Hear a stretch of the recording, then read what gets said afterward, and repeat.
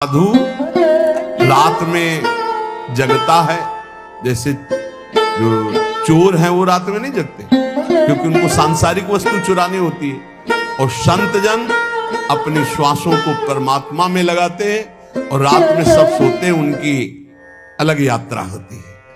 वो भगवत मार्ग के यात्री अंदर की यात्रा रात्रि में करते हैं। जागृत संयमी या निशा जागृत संयमी रातों में नींद नहीं आती थी। 15-20 मिनट 30 मिनट ऐसा लगता था कई घंटे सो चुके, क्योंकि एक आग जल रही थी, एक आग जल रही। कैसे ब्रह्म साक्षात्कार, कैसे भगवत प्राप्ति। एक बलिहारी है उस वृत्ति की, वो केवल भगवान के द्वारा दी जाती है, वो केवल भगवान के द्वारा, वो किसी साधन से नहीं होती, भगवत प्रदत्त है। जब मिलती पूज्य पादुड़िया बाबा जी के अंदर ऐसी जागृत हुई कि प्राण त्यागने की इच्छा हुई। कैसे ब्रह्म का साक्षात्कार। अब ब्रह्म का साक्षात्कार नहीं तो जीवन किस काम का। यहां तक कि गंगा जी में अपने शरीर को विसर्जित करने की सोच ली, फिर सोचा कि प्राण त्यागने से ब्रह्म साक्षात्कार हो जाएगा। एक ऐसी लगन लगती है तो सब कुछ छूट जाता है। कभी किसी को पता ही नहीं रहा कि जिंदा है कि नहीं, किसी को पता। ये तो वृंदावन में ये सब नहीं तो किसी को पता नहीं। भगवत मार्ग में जब चलने की सोचे तो एक बार वो चीज प्राप्त करने की सोचे जो किसी जन्म में अभी तक नहीं मिली। हर जन्म में रुपया मिला छूट गया है, पढ़ाई लिखाई की छूट गया है, परिवार मिला छूट गया है, घर मकान मिले, पद प्रतिष्ठा मिली छूट गया है, भगवान नहीं मिले। यार इस जन्म में तो भगवान से मिलने की बात सोच लो। एक बार भगवान से मिल लो, बस एक बार, अनंत जन्मों की बिगड़ी बन जाएगी। उसके लिए आग पैदा हो हृदय में। जीना और मरना अब प्रभु के लिए बड़ा मस्ती का मार्ग है, बड़ा मस्ती का मार्ग। फिर प्रभु भी आंख में चोली खेलते हैं। कोई कदम ऐसे आश्चर्य में गंगा किनारे जा रहे, आगे ऐसे पपड़ी पड़ी हुई है, बिल्कुल सूखा दिखाई दे रहा है, भारी दलदल रबड़ी जैसा है। पीछे से आवाज, आगे कदम मत रखना, दलदल है। वैसे एक छड़ी ऐसे डाले, एकदम पपड़ी हटी, एकदम रबड़ी रंग का बुद्ध। पीछे देखा कोई व्यक्ति नहीं। हे करुणा निधान, आप सत्य है, जहां जहां मेरा भक्त चलता है मैं पीछे पीछे उसके रहता। अनुब्रजाम में हम नित्यम, मैं पीछे पीछे नित्य रहता हूं उसके। जहां जहां मेरा भक्त पग धरे वहां वहां रखूं हाथ, पीछे पीछे मैं फिरूं, कभी न छाड़ू सा। कदम कदम पर प्रभु का प्यार। जीना मरना केवल अब प्रभु के लिए। थोड़ी लगन लगाओ, थोड़ी चाह पैदा करो। देखो एक बार युद्ध करके राज सिंहासन पर बैठ गए, मौज, अब आनंद लीजिए प्रभु के अनुराग का, प्रभु की कृपा का, प्रभु के दुलार का आनंद लीजिए। मौज का मार्ग तो ये, मौत का मार्ग ये है। संसार में बार बार जनों, बार बार, अब बोलो कितना कष्ट। अब स्मृति खत्म हो जाए, मान लो एक्सीडेंट हो, गिर जाए, स्मृति खत्म, अब खत्म। मैं कौन कहा, हाथ पैर टूट जाए, न चल सकते हैं, जबान कट जाए, न बोल सकते हैं, आंख फूट जाए, नहीं देख सकते, यहां खत्म, सिस्टम ही खत्म।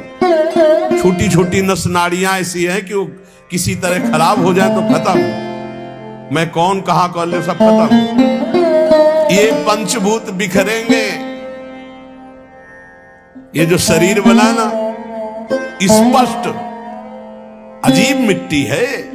मिट्टी, वायु, अग्नि, जल, आकाश, इन 5 से ढांचा बना है। क्षिति जल पावक गगन समीरा, मिट्टी है। कैसी रचना है भगवान की, इतना प्यारा ये मिट्टी का शरीर लग रहा है मैं ही हूं, और इसी में पूरा राग है। एक बार यार, एक बार हिम्मत करो, नाम जप करते हुए निकलो इस मिट्टी के घेरे से, शरीर के घेरे से। सारा का सारा ज्ञान वर्णन करने पर रहता शरीर ही में है सब। एक बार जीना और मरना प्रभु के लिए ठान लो, एक बार। अब तो आपसे प्रेम करेंगे प्यारे, जो होगा सो देखा जाएगा। निकलो प्रभु के लिए, अंदर से राग से निकलो। ये नहीं कि घर छोड़ के भाग लो, हम ये नहीं सिखा रहे। राग छोड़ के, अंदर से संसार से राग छोड़कर श्री कृष्ण से अनुराग कर लो। मेरे हृदय में केवल एकमात्र कामना रह जाए, प्रभु मिलन। एक बार देखूंगा आपको, एक बार देखूंगा। जैसे ऐसे गर्मी हो रही ना, जब गंगा किनारे जहां कुत्ते लाशों को खा रहे हैं, घोर वैराग्य की स्थिति अंदर रहती, ये है शरीर, ये शरीर का अंतिम परिणाम है। रात दिन ऐसी धूप में भी गंगा किनारे बैठ करके धारा के नजदीक बहुत आनंद मिलता है, क्योंकि धूप का ज्यादा प्रभाव नहीं पड़ पाता। गंगा जी की लहरें शीतलता प्रदान करती है हर समय।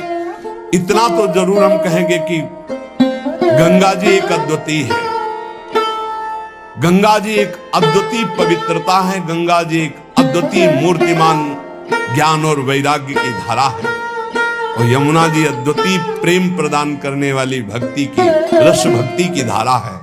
देखो हमारा कितना महान देश है, जहां की नदियां भागवतिक सामर्थ्य प्रदान करने वाली है, जहां का जल साधारण नहीं, भागवतिक सामर्थ्य पक्का। ये अनुभव की बातें कह रहे हैं। गंगा जी साक्षात मूर्तिमान ब्रह्म द्रव है, तो यमुना जी साक्षात प्रेम है। ब्रजाधिराज नंदनाम बुदाब गात्र चंदना नुलेप गंधवाहिनी भवाब्धि बीजदाहिनी जगत त्रय सस्वनी लसत सुधा पयस्वनी। साक्षात ये अमृत है। ब्रजेंद्र सोनु राधिका हृदय प्रपूर्य माणय और महारसाब्द पूरयो दिवातिथि। देखो हम गंगा यमुना के बीच में विराजमान। कैसे यहो भाग्य, अगर अब भगवत प्राप्ति नहीं हुई तो कहाँ प्राप्ति होगी। इसलिए इस जन्म को न्यौछावर कर दो प्रियालाल के चरणों में। उठते बैठते चलते फिरते हर समय नाम जप करो। किसी का किसी भी तरह से मन वचन कर्म से अहित ना होने पावे, नहीं तो हिसाब फिर देना पड़ेगा। जो हिसाब हमारे में आवे उसे भोग लो। हमारा कोई अहित करे तो चुप होकर के भोग लो, दूसरे का हित मत करना, खूब नाम जप करना। अगर हमारी कोई ऐसी घटना भी घटती है तो उस समय भगवान शरणागत वत्सल हमारा परम कल्याण कर देते हैं। हमें हर समय नाम में रहना है, पता नहीं कब क्या हो जाए। बात बिल्कुल हमारे बात को समझिए। सत्संग, भगवत शरणागति, गुरु कृपा, ये सब भगवत प्राप्ति करा देते हैं, पर हमें लगता है कि आनंद की अनुभूति वर्तमान में हो जानी चाहिए। इसलिए डट के नाम जप करो। पता नहीं कब कौन सी घटना घट जाए, कौन सा शरीर का कौन सा अंग साथ देना बंद कर दे। बहुत विचित्र है। एक क्षण में दिल, एक क्षण में पैरालिस, क्या कहते हैं, एक क्षण में कुछ भी निकल सकता, कुछ भी। व्याधि मंदिरम शरीरम व्याधि मंदिरम, एक से एक भयानक रोग है, एक से एक। सबसे ज्यादा परेशानी हो जाती है जब चिंतन बिगड़ जाता है। जब रोग होता है ना तो चिंतन बिगड़ जाता है। अर्थ की व्यवस्था करना, अब किस डॉक्टर से मिलना है, अब क्या कराना, भगवत चिंतन चला गया।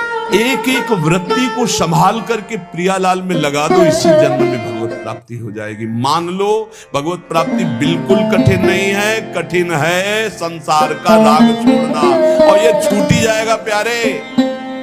सुत बनितादि जान स्वार्थ रत्ना करुणे सवीते अंत तो तजेंगे पामर तू न तजय वहीं ते मन पचितई है औषध। खूब नाम जप कर लो, मेरी प्रार्थना मान लो। सब ज्ञान का ज्ञान नाम जप है। सब बड़े बड़े महापुरुष जो भी नाम जापक है, वो नाम चाहे ओम हो, चाहे राम हो, चाहे कृष्ण हो, चाहे राधा हो, चाहे दुर्गा हो, चाहे माँ हो, चाहे वो सब उसी अनंत के नाम है, उसी अनंत महिमा। बिना संसार का चिंतन छोड़े और नाम जप किए आज तक किसी का मंगल नहीं हो सकता, ना हुआ है। कोई भी ऊंचाई पर चढ़ा है तो नाम जप के चढ़ा है, भजन से। इसलिए डट के भजन करो, किसी की बात मत सुनो। अरे आजकल ऐसे नास्तिक लोग हैं जिनके करोड़ों लोग बात सुनने वाले, नास्तिक लोग। हर संत की उपहास कर देना, हर शास्त्र का उपहास कर देना, हर शब्द के सिद्धांत का उपहास कर देना, बोले नाम जप से। अरे आज तक इतिहास साक्षी है, चाहे गुरुवाणी उठा के देख लो, चाहे जितने भी शास्त्र, सब में भगवान की चिंतन और भजन की महत्ता है। भजन नहीं तो और क्या जीवन में है। प्रवचन वही सुनो, तस्मात् शास्त्रम प्रमाणम ते। शास्त्र प्रमाणित होना चाहिए, भगवत चर्चा से युक्त होना चाहिए, भगवान नाम गुण रूप लीला धाम मनमानी आजकल बोलना शुरू हो गया है। इसलिए हम कह रहे हैं हाथ जोड़कर प्रवचन बहुत संभाल के सुना जाए, जहां से हमारी नाम में रति हो, भगवान के चरणों में रति हो, इंद्रियों का संयम किया जा सके, संसार के राग को मिटाया जा सके, गंदी आदतें गंदी बातें मिटाई जा सके, उसे सत्संग कहते हैं। ये प्रमाण देना है भजन की वृत्ति बढ़ाने के लिए। आज शास्त्रों का खंडन किया जाता है, आज सतमार्ग में वैसे ही भजन नहीं कर रहे। इसलिए भाई विश्राम आनंद आज तक शास्त्रों में जहां मिला है वो भगवान के नाम में, भगवान के धाम में, भगवान के चरण में, भगवान की गाथा कथन श्रवण में।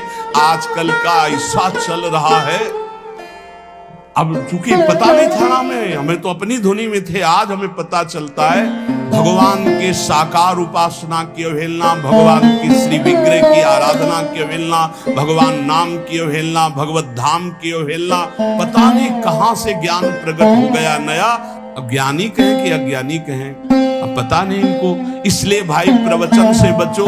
आज प्रवचन एक हमें भटकाव की तरफ ले जा रहा है, जो हमारे सत्य सनातन धर्म से बिल्कुल विलग करता चला जा रहा है, बिल्कुल नाटक होता चला जा रहा है। हम निंदा नहीं कर रहे, पर हम बचाव पक्ष की बात कर रहे हैं कि सत्संगियों बचो बचो। आज केवल मनोरंजन हो रहा है, आज केवल दिखावे की बातें हो रही।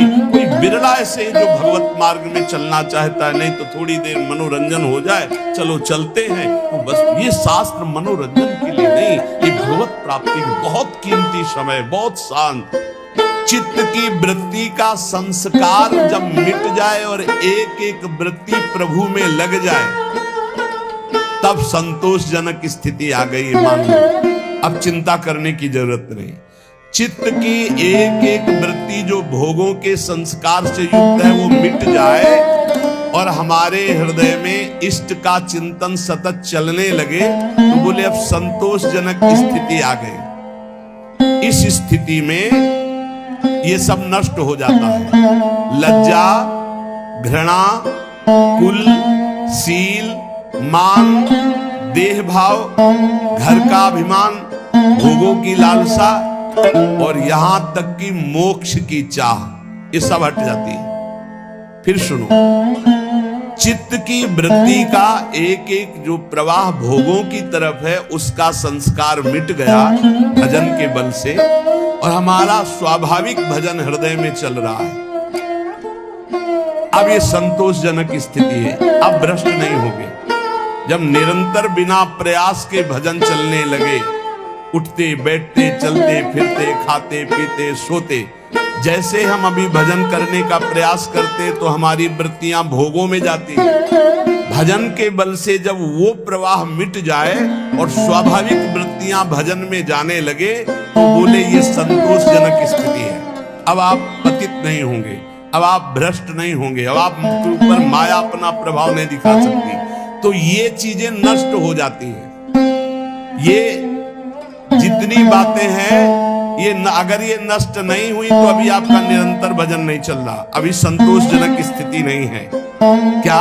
लज्जा, तिलक लगाएंगे, कंठी बांधेंगे, लोग क्या कहेंगे? शर्म करने की ये बात है। लोग यही तो कहेंगे कि बड़ा भगवान का भगत बनता है। ये कोई बुरी बात थोड़ी, ये तो मेरा सम्मान है।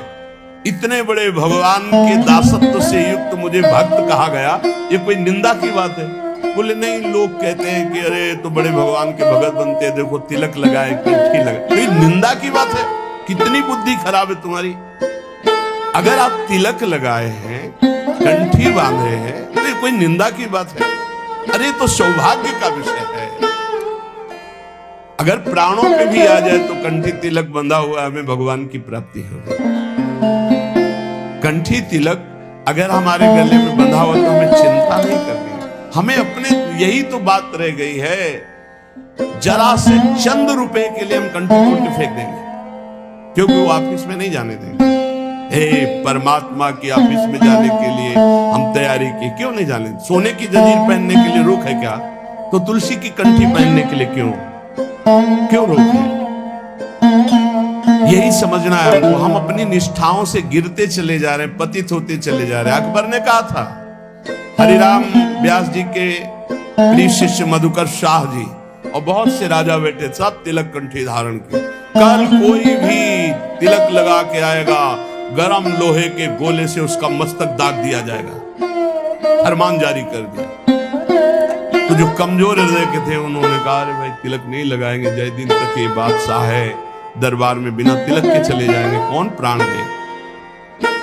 कोई बहुत जो भावुक थे उन्होंने कहा, भाई हम सूखी रज लगा लेंगे, दिखाई नहीं देगा, तो बात भी बन जाएगी कि गुरु आज्ञा का भी पूर्ति हो जाएगी और बादशाह का भी फरमान जो है उससे बच जाएंगे हम। मधुकर शाह जी ने सोचा, ये अखिल कोटि ब्रह्मांडों के बादशाह की दासत्व का तिलक है, गुरु जी ने दिया है, और एक मुल्क का बादशाह यदि हुक्म करता मैं इसे मिटार दूं तो फायदा क्या।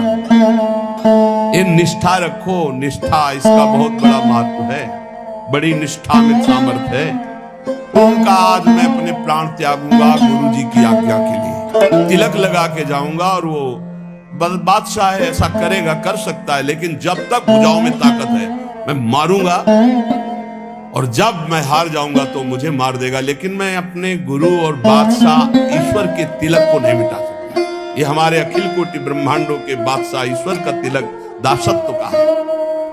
वैसे तो अंगरखी पहन के जाते थे, अंगरखी उतार करके खुला छाती, 12 तिलक बड़े बड़े, लंबी तलवार खींच कर गए। बादशाह ने देखा, कहा मधुकर शाह तो हमारे फरमान को नहीं सुना, खींची तलवारों का, आपका फरमान सुना लेकिन मेरी निष्ठा को आपने नहीं सुना। ये गुरु प्रदत्त तिलक कंठी है, देखते हैं किसकी भुजाओं में ताकत है कि जीवित हमारे इसको मिटार दे। तुरंत पलट गया अकबर, तुरंत कहा, वाह वाह वाह वाह मधुकर शाह वाह, सच्चे दिल का तो तुम ही हो। बोलो मैं प्रसन्न हूं, क्या करूं? बोले ब्रजमंडल में किसी भी तरह का शिकार और हिंसा और किसी के ऊपर कंठी तिलक बांधने का कोई भी विरोध न किया जाए, तत्काल पाए सिंह के समान।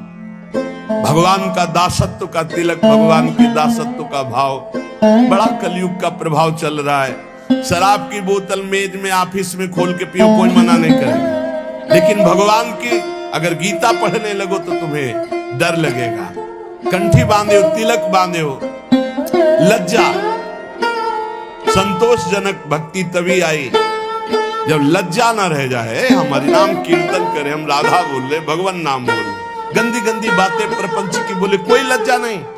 भगवान की बात बोलने में लज्जा लगेगी। कैसे कैसे लोग हैं, चाहे जैसे तुम जो कुछ पहन के जाओ, चाहे जैसे आप सज धज के जाओ, कोई नहीं बोलेगा, लेकिन तिलक लगा लेंगे तो लज्जा लगेगी, कंठी बांधेंगे लज्जा लगेगी, माला जप करने के लिए अगर हम काउंटर लिए तो लज्जा लगेगी। यही भगवान की विचित्र माया है जो हमारी दुर्गति कराती है। इसलिए पहला है लज्जा। भक्ति में न लाज तीन लोकन की, 3 लोगों की लाज नहीं, यहाँ मृत्यु लोक की तो बात जाने नहीं, लाज करनी चाहिए। ठसक से लगाओ रज, जो होगा मंगल होगा। भगवत मार्ग के पथिक है, सब जगह से हटा दिए जाएंगे तो ऐसी जगह खुल जाएगी जहां मंगल हो जाएगा। कानपुर जिले में नरवल है, बहुत गरीब ब्राह्मण थे, अपनी निष्ठा से रहते थे, प्रसिद्ध थे और निष्ठा से। आज अष्ट धातु का मुरली मनोहर जी का मंदिर बना है अंदर, और बड़ा विशाल बाहर जो अन्य उससे अष्ट धातु का मंदिर, अष्ट धातु के ठाकुर, और ऐसे कीर्तन सब चलता रहता। उन्हीं के घर में खुदाई में न जाने कहां से कितना धन निकला, सब वैभव ही वैभव। जैसे पीली मिट्टी ऐसे सोने की खाने हैं इस पृथ्वी पे, सोने की, चांदी की, रत्नों की, हीरा जवाहरात की, उसके भरोसे रहो, धनी हो जाना कोई बड़ी बात है क्या? जब सब रास्ते बंद हो जाते हैं तो एक रास्ता खुला होता है परम धनी का, पर वो रास्ता पता नहीं होता, इसलिए सब परेशान होते हैं। अगर उस महाधनी का रास्ता मिल जाए तो तुम निहाल हो जाओ, निहाल हो जाओ। बड़ी अलौकिक उसकी, बड़ी अलौकिक उसकी रीति है देने की, बड़ी अलौकिक रीति है। उसे गांव में कहते हैं, गांव की भाषा में, देता है तो छप्पर फाड़ के देता, नहीं कहते ना, जब ऊपर वाला देता है तो छप्पर फाड़ के, ऐसा ही कुछ देता है, पक्का समझ लो।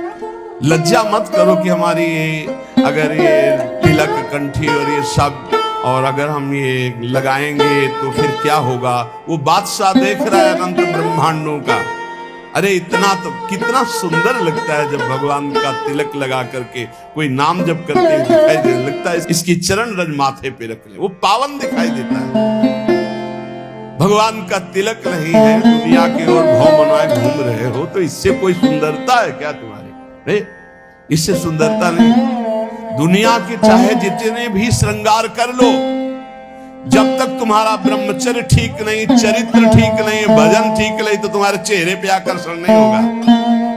पक्का बहुत बुरा लगता है चेहरा, जो विषयी चेहरा होता है ना, पाप करने वाला, पापाचरण वाला, तो चाहे जितना पाउडर थोप लो, चाहे जितनी भौं बनवा लो, दूर से दर्शन में सुख नहीं मिलता। और जो सात्विक चेहरा होता है, शत्रुगुण भजन परायण है, वो भले कैसे भी हो, उनके दर्शन में सुख होता है, आत्म सुख होता है। इसलिए लज्जा का पहला त्याग होता है। दूसरा घृणा। हम ये कहते हैं कि जो गलत आचरण करते हैं हमें उनसे घृणा नहीं करना है। अगर उनके गलत आचरण छूट जाए तो बहुत अच्छे हो सकते हैं। शराबी की शराब छूट गई तो शराब घृणा योग्य थी, शराबी थोड़ी था।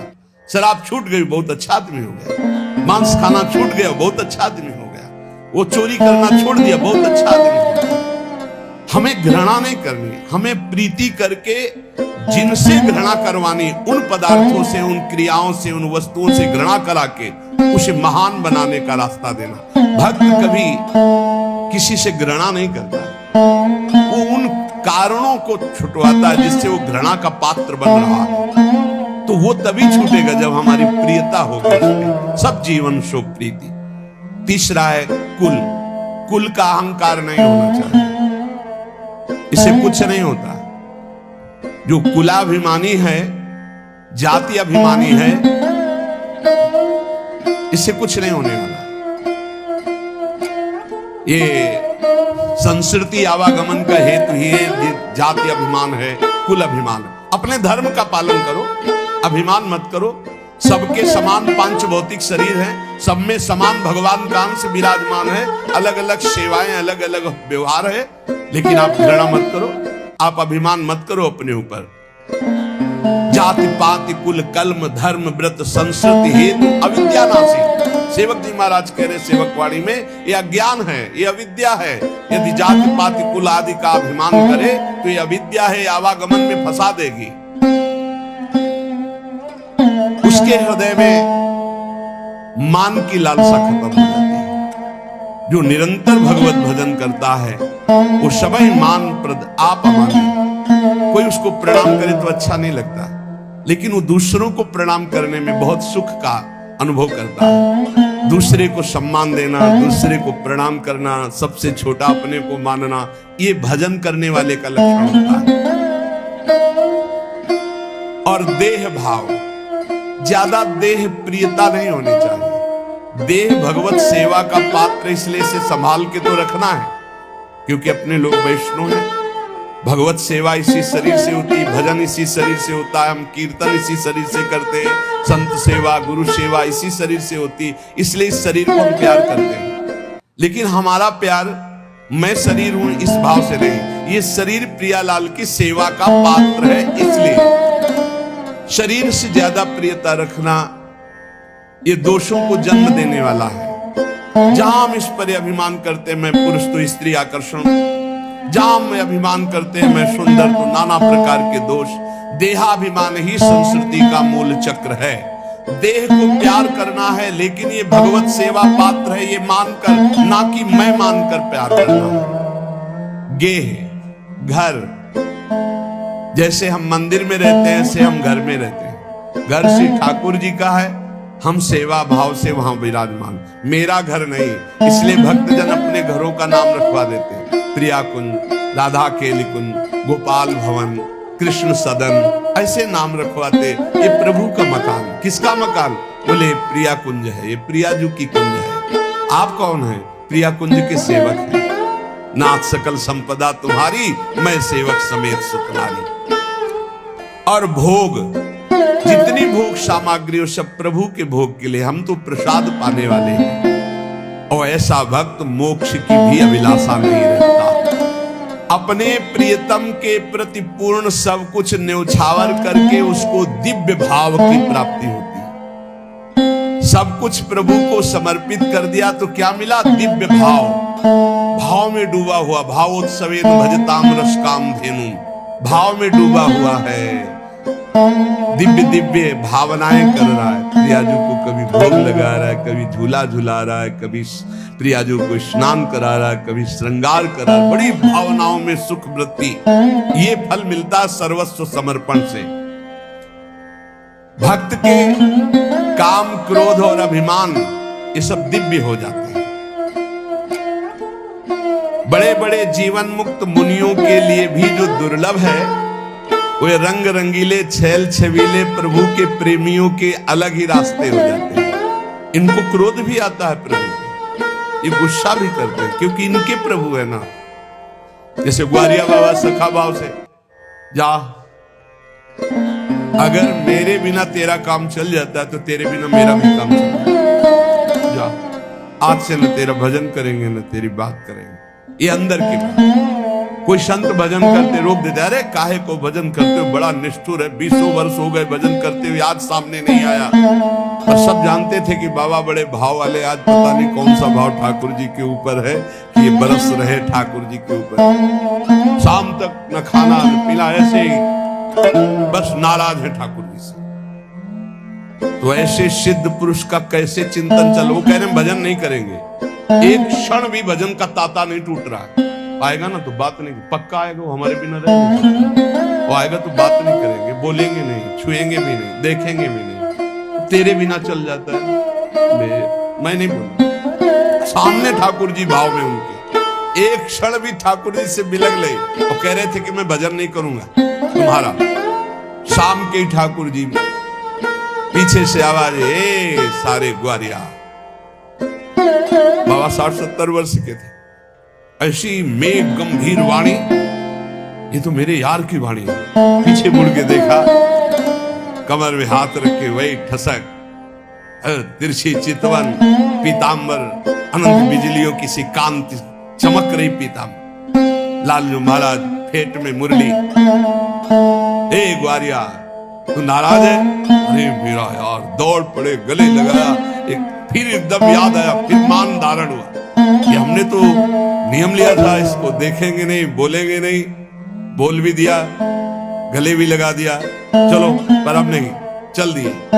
ठाकुर जी पीछे से अचला पर, ए बाबा इतनी व्याकुलता तुमने कभी नहीं की, इसलिए मैं नहीं प्रगट में मिला। आज व्याकुलता की याद मिल गया। आज से पक्का वादा करता हूं, जब बुलाओगे तब आ जाऊंगा। बाबा नाराज मत। ऐसे भक्तों का क्रोध भी अपने ही आराध्य देव के प्रति होता है, काम भी अपने आराध्य देव के प्रति होता है, लोभ भी आराध्य देव से। सब विकार भगवत स्वरूप हो जाते, दिव्य हो जाते हैं। एकमात्र भगवान से जिनका चित्त जुड़ गया है, उनके अंदर कामना जागृत होती। काम का तात्पर्य होता है कामना जागृत होती, एक बार हृदय से लगने की, एक बार मिलने की, एक बार देखने की।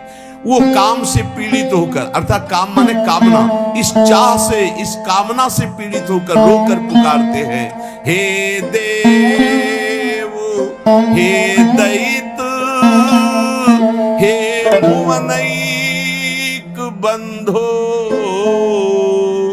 हे कृष्ण, हे चपल, हे करुणैक सिंधो, हे नाथ, हे रमण, हे नयनाभिराम, हा हा कदानुभवितासि पदम दृशोर में। भक्त की कामना, हे देव, हे प्रीतम, दैत मन हे प्रीतम, हे विश्व के एकमात्र बंधु, हे हमारे मनों को अपनी ओर बरबस खींचने वाले, हे चपल, हे कृष्ण, हे करुणा के एकमात्र सिंधु, हे नाथ, हे रमण, हे नयनाभिराम, हा हा तुम कब हमें अपने दर्शन दोगे, तुम कब हमारे दृष्टिगोचर होगे। परम पावन काम हो गया। जो कामना जगत में थी वही मुड़ी और प्रभु के लिए व्याकुल हो गई। जैसे भोरी सखी व्याकुल होकर रो रो कर पुकारती, हा प्रियाजू, मुझे अखिल ब्रह्मांडों का कोई सुख, कोई पद, कोई भोग नहीं चाहिए, बस एक बार मंद मंद मुस्कुराती हुई, लट को फहराती हुई, संभालती हुई, आप आ जाओ, एक बार देख लो। जब उपासक के हृदय में भगवत मिलन की कामना जागृत होती है तो सब काम भस्म हो जाता है। पर यह जागृत होती है जब बहुत नाम जप हो, खूब भगवत चर्चा, सब दोषों का त्याग हो जाए, तब हृदय में विमल कामना, निर्मल कामना जागृत होती है। पर ये होती है भगवत नाम जप, भगवत चर्चा सुनने से। जितनी भगवत कथा सुनी जाएगी, जितनी भगवत चर्चा की जाएगी, जितना नाम जप किया जाएगा, फिर व्याकुलता होने लगती है, ऐसे प्रभु मुझे कब मिले। इसलिए हम कहते हैं प्रवचन, उपदेश, संग बहुत संभाल के सुना जाए। जितने वेद, पुराण, शास्त्र सब वर्णन कर रहे हैं, आप उपनिषदों में पढ़ें, उद्गीत, प्रणव, जप का कितना महत्व है। अलग अलग जगह नाम जप का, ये वृंदावन महामहिम राधा नाम का कितना महत्व। तो इसलिए बहुत संभाल कर अपने कानों को रखें, खूब नाम जप करें। पक्का समझ लो, नाम जप के बिना किसी को भगवत प्राप्ति होना बहुत कठिन है। सतयुग में ध्यान से होती थी, त्रेता में यज्ञ से होती थी, द्वापर में पूजा से, कलयुग केवल नाम आधारा, सुमिर सुमिर नर उतरे पार। श्री राधा वल्लभ लाल की